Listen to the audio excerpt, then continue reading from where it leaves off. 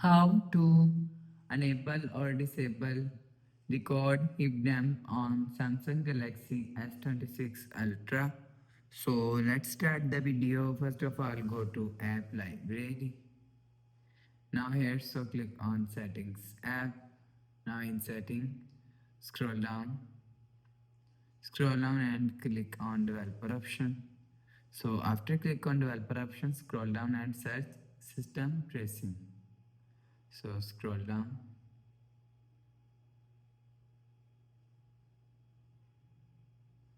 You will see system tracing is here, so click on system tracing. So scroll down and you will see hip dump is here. So if you want to enable hip dump records, so turn on this button, you will see hip dump is turn on enable. So if you want to disable hip dump records, so turn off this button, you will see hip dump is disabled. So you will enable or disable hip dump record from here. So after the process, go back to home screen, refresh phone. So that's how you can enable or disable record hip dump on Samsung Galaxy S26 Ultra. So if you like the video, please subscribe. Thanks for watching.